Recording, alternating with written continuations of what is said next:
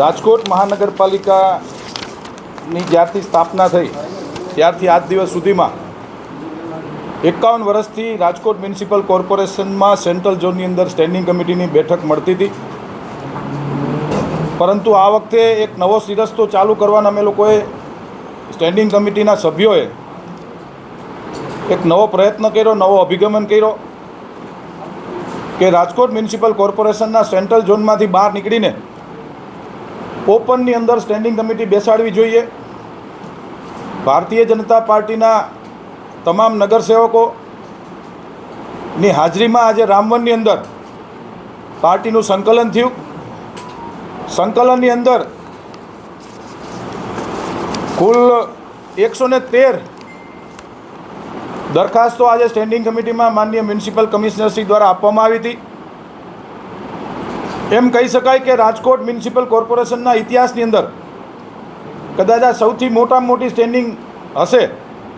કુલ 550 કરોડ 99 લાખ એટલે કે 551 કરોડના ખર્ચે આજે રાજકોટ મહાનગરપાલિકાની સ્ટેન્ડિંગ કમિટીએ ખર્ચ અલગ અલગ વોર્ડની અંદર આજે ખર્ચ મંજૂર કર્યો છે। આવનારા વર્ષની અંદર આ તમામ કામો ખાતમુહૂર્ત થાય અને લોકાર્પણ થાય અને 25મી તારીખે દેશના લોકપ્રિય વડાપ્રધાન અને આપણા ગુજરાતના પનોતા પુત્ર માનનીય નરેન્દ્રભાઈ મોદી સાહેબ જ્યારે રાજકોટની અંદર પધારી રહ્યા છે ત્યારે એમના કરકમલોથી રાજકોટના અલગ અલગ વોર્ડની અંદર જે કંઈ પણ વિકાસના કામો અમે લોકો આજે મંજૂર કર્યા છે, આ કામોને અમે એમાં આવરી લીધા છે। 551 કરોડની આ સ્ટેન્ડિંગ કમિટી આજે ખર્ચને અમે મંજૂરી આપી છે અને નવા વર્ષની અંદર રાજકોટ મહાનગરપાલિકાએ જે બજેટ બહાર પાડ્યું છે એ બજેટ પૂર્ણ કરવાની પણ આજે અમે લોકોએ અધિકારીશ્રી સાથે ચર્ચા કરી છે। ખાસ કરીને મહત્વની દરખાસ્ત થઈ હતી મારી દૃષ્ટિએ સ્ટેન્ડિંગ કમિટીના તમામ સભ્યો માટે તમામ દરખાસ્તો મહત્ત્વની હોય છે।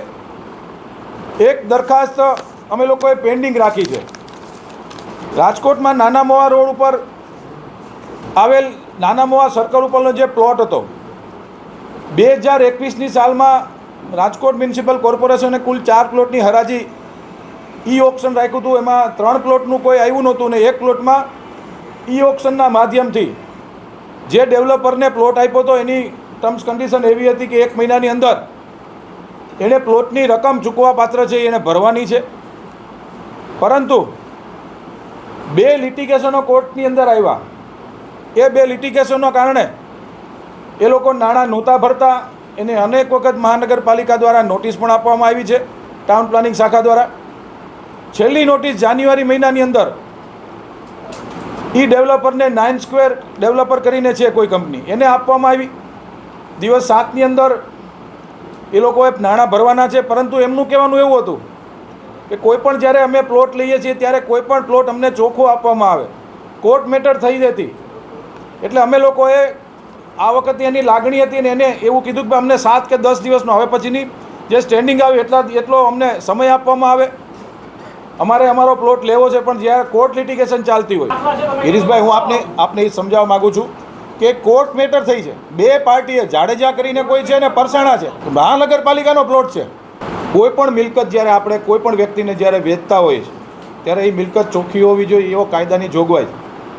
હું કોઈ પણ બિલ્ડરની તરફેણ નથી કરતો, આ નિર્ણય રાજકોટ મહાનગરપાલિકાના હિતમાં આવનારા દિવસોમાં લેવામાં આવશે, પરંતુ એમને એવું કહેવામાં એણે અમને લેખિતમાં આપ્યું છે કે જ્યારે મેં પ્લોટ લીધો ત્યારે એમની મહાનગરપાલિકાની જવાબદારી થતી હતી મને ચોખ્ખો પ્લોટ આપવાની, પરંતુ 2 કોર્ટ મેટર થઈ છે, કોઈ પરસાણા છે અને કોઈ જાડેજાએ કોર્ટ મેટર કરી માટે મેં એ કે પૈસા નથી ભર્યા, તેમ છતાં આપણે એની લાગણીને એને જે અમને લેખિતમાં આપ્યું એટલે એક સ્ટેન્ડિંગ કમિટી સુધી અમે પેન્ડિંગ રાખ્યું છે, નામંજૂર નથી કર્યું। આ દરખાસ્તને પેન્ડિંગ રાખવામાં આવી છે, આવનારી સ્ટેન્ડિંગની અંદર યોગ્ય નિર્ણય કરવામાં આવશે એની આપ સૌને ખાતરી આપું છું। કોર્ટ મેટર થઈ છે, ભૂતકાળની અંદર રેસકોર્સમાં પણ આવી રીતની એક કોર્ટ મેટર થઈ હતી। રેસકોર્સ છે રાજકોટ મહાનગરપાલિકાની મિલકત છે, ભૂતકાળમાં આપને ખબર હોય આજથી 15 વર્ષ પહેલાં લવજી માંડણ કરીને કોઈ જે મૂળ માલિક હતો એણે એક વખત કોર્ટ મેટર કરી હતી અને એ કોર્ટમાં લાંબો સમય સુધી ચાલી હતી અને આપણે રેસકોર્સમાં ડેવલપમેન્ટ નહોતા કરી શક્યા. આ કોર્ટ મેટર છે. એ બે જે પાર્ટી છે એને અમે જવાબ આપી નહીં જ્યાં સુધી એ કોર્ટનો જે એનો નિર્ણય એને જે કેસ કર્યો છે અને અમે કેવિએટ પણ દાખલ કરી છે. અમે કોર્ટની અંદર કેવિએટ પણ દાખલ કરી દીધી છે કે હવે પછી કોઈ પણ એજન્સી કોઈ પણ પેઢી મહાનગરપાલિકા ઉપર કેસ ન કરે ને કેસ કરે તો અમને સાંભળવામાં આવે કોર્ટ દ્વારા. એની કેવિએટ પણ દાખલ કરવામાં આવી છે. એ તો અધિકારી લેવલનો, અધિકારી લેવલે કદાચ સંપર્ક નો જ ખબર હોય ને તો આપણે કરીએ નહીં ને આવું કામ. કોર્પોરેશનની બેદરકારી આમાં કેવી રીતે આવે? રાજકોટ મહાનગરપાલિકાનો એને જે કોર્ટમાં જે પરસાણા એને જે જાડેજાએ કોર્ટ કર્યો છે બિલકુલ ચોખ્ખો હતો. પાછળથી લિટિગેશનો આવ્યા છે, લિટિગેશનો પાછળથી આવ્યા ગિરીશભાઈ. જો એ લોકોનું કહેવાનું એમ છે જેણે પ્લોટ લીધો છે એમનું કહેવાનું એમ છે કે તમે અમને ચોખ્ખો પ્લોટ આપો. એનો નિર્ણય આવનારી સ્ટેન્ડિંગમાં લેશું અમે. એને તક આપી છે આપણે, એમને લેખિતમાં આપ્યું છે કે ભાઈ અમને તક આપો એક વસ્તુ. બિલકુલ ભાવ વધશે. રાજકોટ મહાનગરપાલિકાના આપ સૌને મીડિયાના મિત્રોને હું ખાતરી આપું છું કે રાજકોટ મહાનગરપાલિકાના હિતમાં નિર્ણય હું કરીશ. કોઈ પણ જાતની આર્થિક નુકસાની રાજકોટ મ્યુનિસિપલ કોર્પોરેશનને અમે નહીં જ જવા દઈએ એની હું ખાતરી સાર્વજનિક સ્વરૂપમાં આપું છું. એ તો કમિશનરશ્રીને પૂછવું પડે આપને. જમીનભાઈ આમાં દંડની જોગવાઈ કઈ રીતે છે? માની લો કે જે બિલ્ડર કંપની જે છે એ ફોલ્ટી સાબિત થાય સે ફોર એક્ઝામ્પલ તો એની જે ડિપોઝિટ છે એ જપ્ત થશે. 18 કરોડ રૂપિયા એને જે ભર્યા છે હવે 23 થઈ ગયા એ જપ્ત થશે.